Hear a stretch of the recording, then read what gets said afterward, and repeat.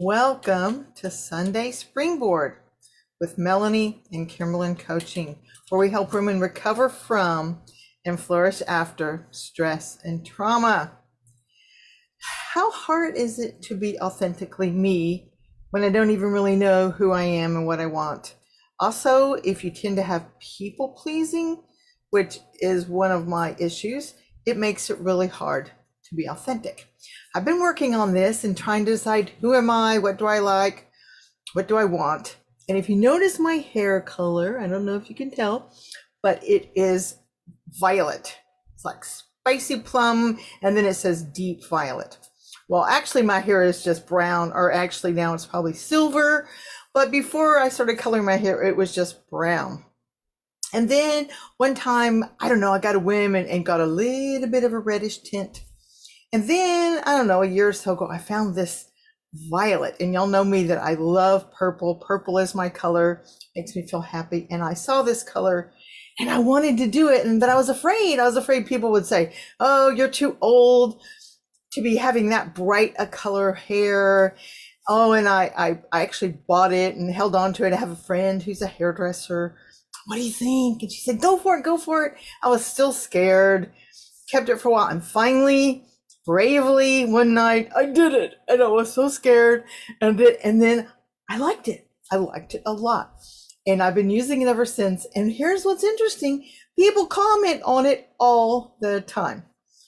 Old people, young people, all kinds of people, strangers. I'm out somewhere and people will stop me and comment on my hair color. So that's really fun because it is authentically me.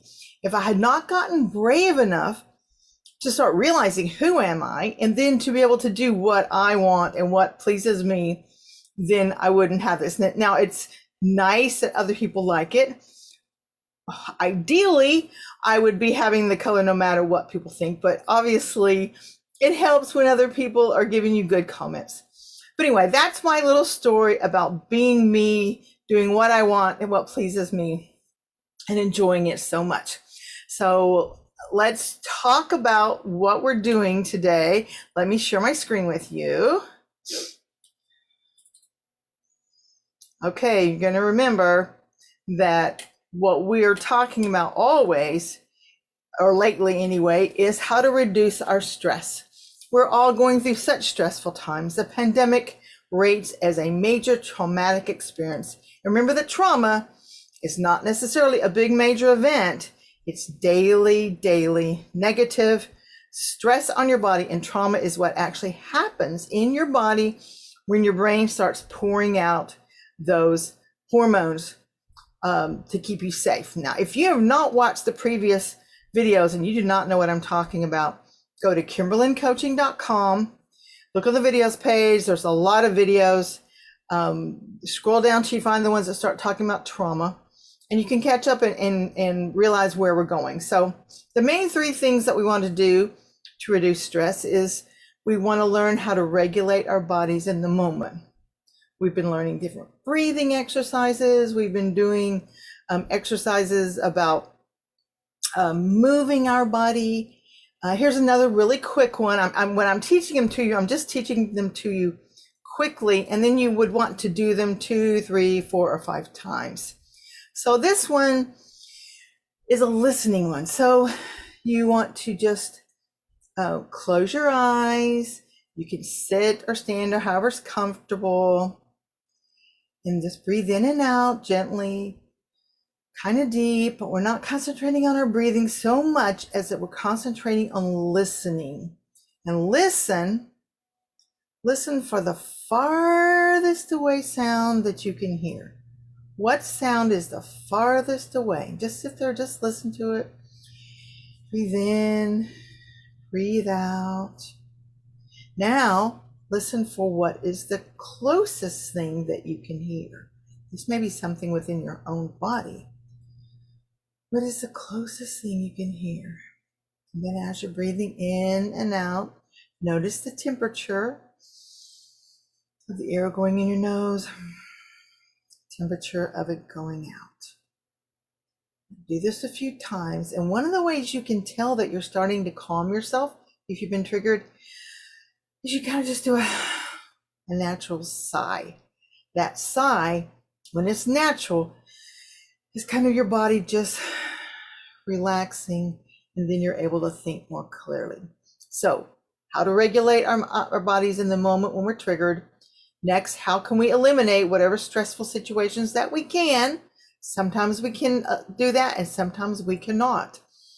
When we cannot, what we want to do is decrease our reaction to the stress, because it is not necessarily the situation that is causing the stress, but our reaction to and our perspective on that situation.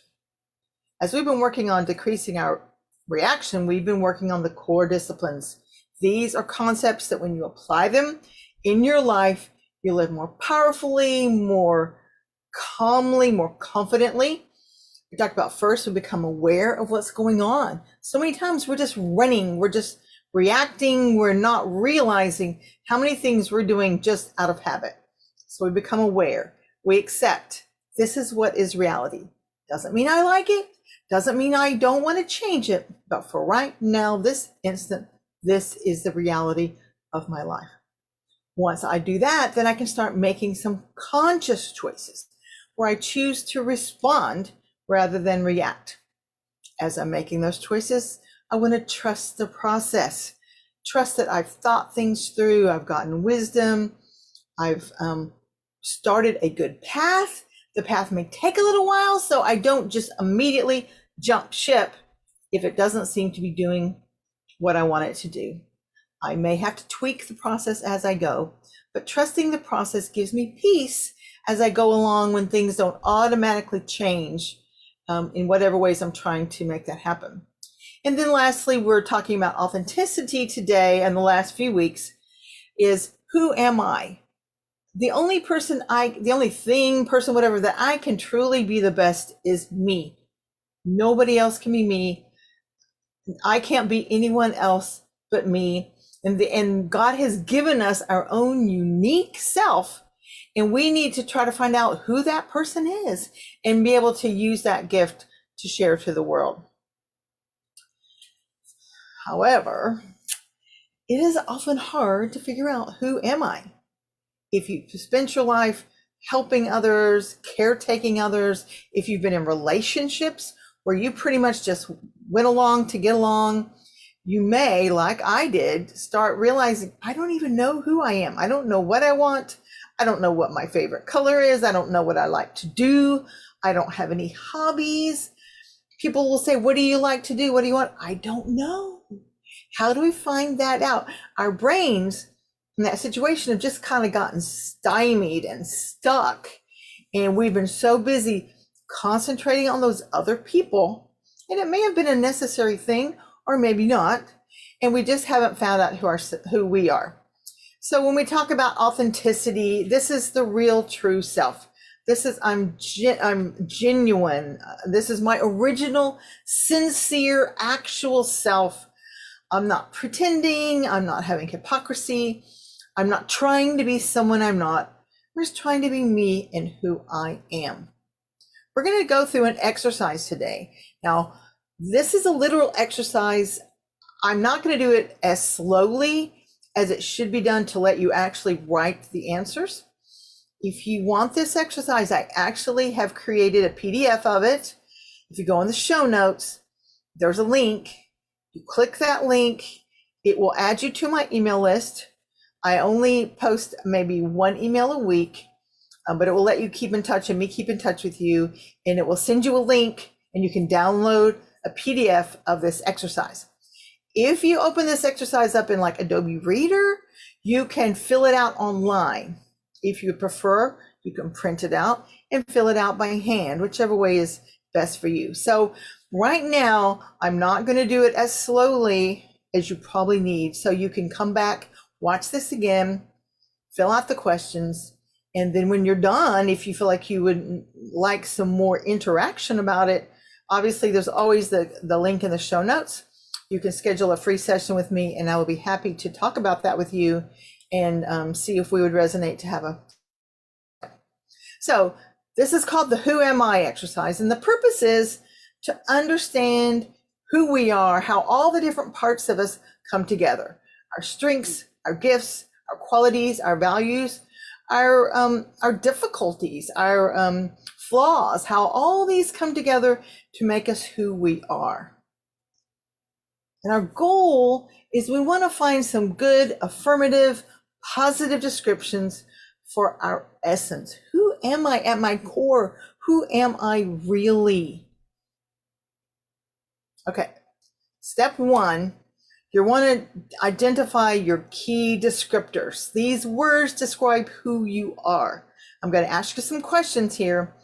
And as you try to find out who you are and what describes you, these words that describe you, you can use these questions to help you come up with the list. As you start to come up with the list, write down the list. You're going to use it as we go along. And if you download the PDF, there's room there for you to write them down. First of all, you want to find out what are the top 5 to 10 values in your life. Now, last week or the week before, we talked about values, and I told you that if you go on the resource page of my website, KimberlinCoaching.com, there's a link there where you can click and fill out a form, and I will send you the values assessment. Now, if you tried that last week or the week before, I think that link was broken, and I apologize. Try it again because I have fixed the link and it should work now. If it does not, please let me know, but I think it works now. So you can do that values assessment, and that will help you find out what are the 5 most important values. Now, these are going to be things like connection, family, truth. So I know someone who one of her top values is fun. Maybe it is service. Maybe it's faith. There are different things, and it's interesting. When I did a values assessment sometime this year, my top 5 were different than they were a couple of years ago. So you can grow and change, and this doesn't mean you're a better person if you have faith as my first one or whatever. These are just what are important to you, and there's so many of them that obviously some of them are going to kind of merge together. Then after you've got those values, and then you think, how would you describe the attributes that you like the best about yourself? What do you like about yourself? So me, I like that I am dependable. I am responsible. I am loyal. I am friendly. I'm kind. Now, when I first started this years ago, I had a harder time coming up with the positive statements about myself. So I understand if you have trouble thinking of positive things, so many times we're so busy thinking of the negative things.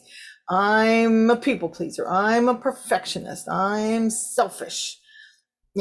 I'm a procrastinator, whatever. We're so busy trying to make ourselves better and thinking of the negative ones that it's hard sometimes to come up with the positive ones. But sit there and think about it and find some attributes that you like. Now, this one can help you. Talk to some other people. If you have some friends, some trusted, safe people, ask them, what do you like the best about me? What do you admire about me? What impact do you have on these people? And what do these close people say is special and unique about you? When I was taking my coach training, they had us call up, I think we had to call up 5 friends and ask them, what are some things that you think about me that you like about me? It was really hard to do, but it was really cool to find out what they said about me. So think about who you have that you can talk to and find out what do they think about you. Write all this stuff down. You're going to put it all together. Then think about what the core beliefs about life that you have serve you best. So some of the ideas of that could be life is positive. When I'm positive, people around me are positive. Or it could be one that's, you got to take care of yourself or nobody else is going to take care of you. Which ones do you have? If something's worth doing, it's worth doing well, or it's like, if you want it done right, do it yourself. Okay, these are different core beliefs about life we have, and then decide which ones that you have are serving you well, and which ones do you maybe want to let go of. then what makes you unique? What makes you different from other people? Now, these questions I'm asking you are hard. You're not going to be able to just come up with a quick answer. You may have to think about them. It may take you a while, and they may be difficult. Now, this can be helped. I can help you as a coach. I can help you answer. I can ask you some questions that can dig even deeper and help you find out these answers. But work on these, because these are going to help you find out who you truly are. Now, I like this one. What makes you feel the most passionate? What makes you feel satisfied? What makes you fulfilled? What things do? You get really involved, or when you start talking to them, you can feel your voice starting to talk. I was talking about something yesterday and I just started going, and I realized, oh, I guess I'm passionate about this. So you can listen to yourself and how you're talking about something, and will help you know, this is something that's important to me. This is what I like. And the things that you do, that you just kind of feel calm, you can breathe easy. When you're done, you just kind of smile. What exercises, what things do you do? Now, if you say, I don't have anything like this, then we need to start working on that. We need to start learning and discovering and experimenting to find out, what do you enjoy in life? Because I guarantee there are some things. Now, there's a caveat. If you're just in the midst of recovery, maybe you are right on the edge of you've lost someone, you're grieving, or you're just left a relationship and you've been abused, and you're in a lot of the beginnings of recovery, the beginnings of grief, you might not have these feelings of being happy and passionate, because that's just not where you are right now. That does not mean that you won't get there, but it's okay if right now you're like, right now I just feel sad. Right now I just feel angry. I just feel frustrated. That's okay. You can stay there as long as it is healthy for you. You will eventually get to a point that you're ready to move on past that. And then you can pull these back out and fill these out and start working toward that happier future that is there for you, but you might not be able to see it right now. And that's okay. And then here's one. What feeling would you like to have the most? What feeling do you want? Peace, happy, joy, feeling of being helpful. There's a lot of different feelings here that could be something that you want to feel. And then we can start working on what do you do to make that happen more often? Oops, not too far. Okay, now once you've got all this, then you go through and you pick out 5 or 10 of the most important words. These words mean something to you. Put an X by those, mark them. And then you want to convert those words to nouns. Now, here's an example. Say maybe it's important to you to be healthy. Then you're going to change that to be health, because we want it to be a noun, not an adjective. Maybe it's important to you, I want to be honest. Then you're going to say honesty. Maybe I want to be loyal. So you can say loyalty. Okay, so take the top. This little thing says 5, but 5 to 10, whatever feels comfortable to you. The most important ones, turn them into nouns. Now, take these nouns and make them into I am statements. So, I am honest. I am health. And some of these sound a little odd. And as I was thinking about this, I was like, why are we doing this? And what occurred to me was, like, God, we think of God as a loving God, but God says, I am love. Love is the essence of who God is. So he doesn't just say, I love you. He says, I am love. So when we take these statements and nouns and we claim them and we say, I am these, then we're saying these are the essence of who I am. And you may not be there right now, but we name things, we claim it. And as we do this, we work into these, and these become a part of who we are. So when we say, I am, whatever that noun is, and we're going to claim them. So make at least 5 statements, starting with the I am. Now, you're going to take those statements, 5 to 10, however many you've got, and each one, I want you to rank it in a score of 1 to 10 or 1 to 8 or whatever. which number one is going to be the one that's the most powerful one. This describes you the most. This is the most important to you. This is the biggest deal to you. And rank them through one to whatever the however many you have, and the last number on your list is going to be the least important to you. Then you're going to record all these statements. You might have already written them down by now, but you're going to write them in rank order. So maybe the very first one is I am integrity. I am love. I am connection. I am faithful. I don't know, whatever they are. Then write them from one to wherever they are, and you can refer to them later on. And then think about these in relation to how you're currently living. How is your life honoring or not honoring your values, your core values, these descriptions that you said, this is who you are? How is your life reflecting that? It's amazing that it is not always. Someone could say, I have a high family connection, and find they're spending all their time at work.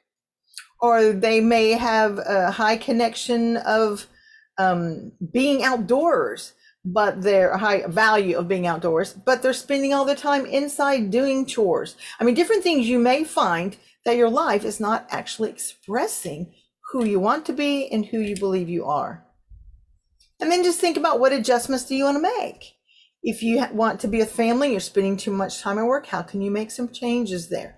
Can you change your job? Do you change what you're doing there? Do you have to get a new job? What can you do? Maybe you can get your family to help you do the chores so that y'all can get out and go camping. Different things. What adjustments do you want to make in your life so that you are actually living into these values? Because when you live out your values, who you are, when you know who you are, you're living it out, you live much more peacefully, much less stress. You're able to kind of step up and out of the chaos of the world because you know who you are and you know what you want. So this is kind of a recap from last week. We talked about self-mastery, that you're unique, you have your own self, you have this gift to offer to the world. What is your truly authentic self? That's what we talked about today, how to help you start finding that out. And then once you know who that is, share who you are with the world. Thank you. I hope that you have a good time figuring out who you are. Let me know if any of the downloads don't work. I was working on them today.